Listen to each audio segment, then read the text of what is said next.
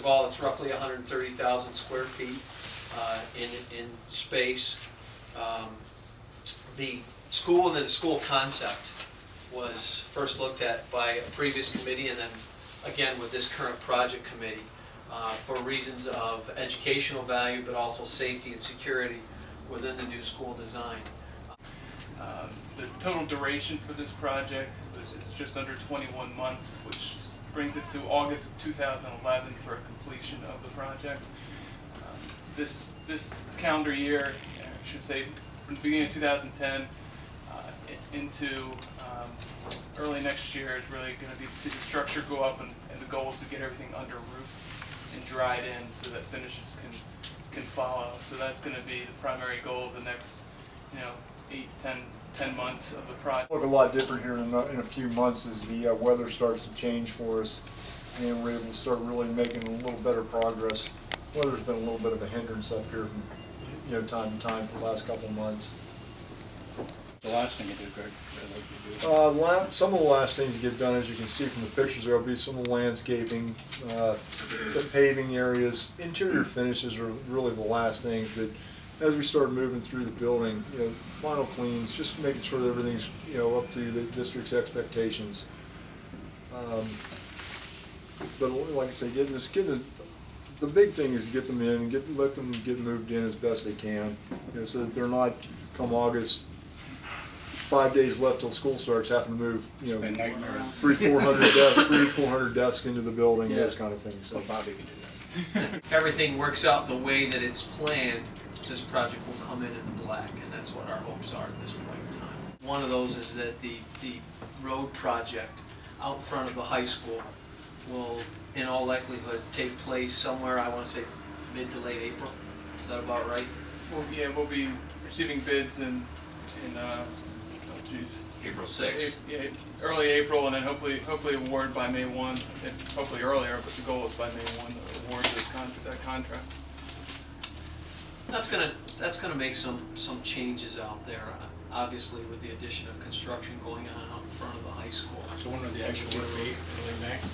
Actual work early May. Yeah, looking to start early May and have it done prior to school coming back into session. So it's going to be a quick project, but we need to take advantage of this. The other components of the on-campus changes will be that and what we still like to call the intended road, I think that's going to stick with it. Probably should be named that after all is said and done. The I road. The I road that will go down what is currently our soccer field over here on the other side of the football stadium.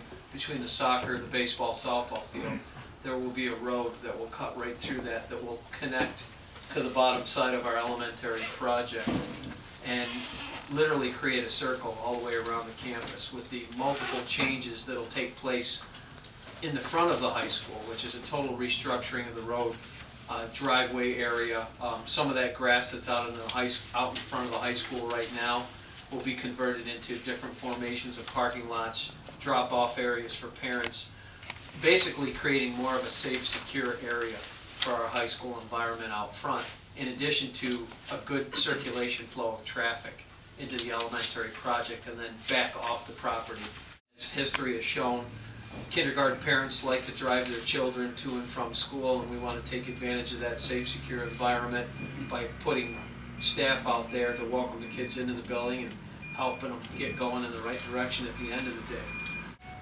School hours are another item that we're looking at, and again, this is part of the to be determined situation, because a lot of that honestly flows into what the future of the transportation in the district looks like.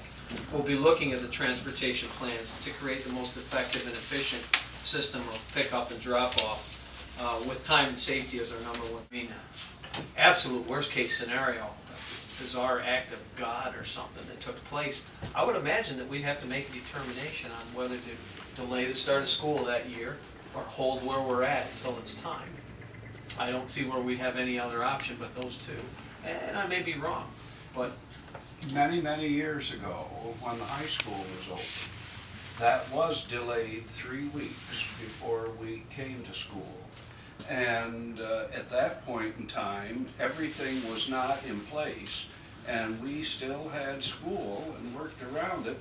some classes seated on the floor in classrooms. Now, I don't expect that's going to happen here at all, but it did in high school.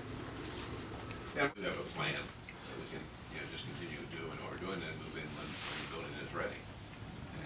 And another thing we can do, one of the things that we have to be cautious about is moving in too soon, or trying to move in too soon. That can be just as bad as scenario as anything else. So we're going to try to be flexible. We obviously have a building, we have our site, we have our under construction. We know we're going to get in it at some point, and we know that we also are surviving right now with our educational program and doing a good job. Big population increase that started this school year. We had 57 more kids at the beginning of the school year than we had last school Look like year. it's going to be a trend, or I would think so. so we're equipped for that, though. Here. Well, we're equipped building-wise, and right now there's no more housing in the district, basically. So for that to change drastically, the way the housing situation would have to change. John, what is the maximum capacity of the new building? Student capacity? Again? 875. 875? Yeah. Okay.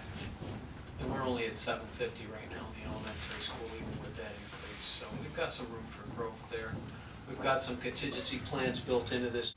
One of the memorable meetings was the cafeteria meeting, because I just love the way that went. These ladies decided what type of food preparation machines they needed and wanted, and design was worked around that.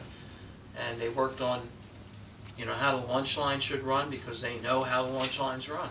So it wasn't decided from high above. It was a group decision-making process with parameters, of course. But so I think the design process worked as well as it possibly could work.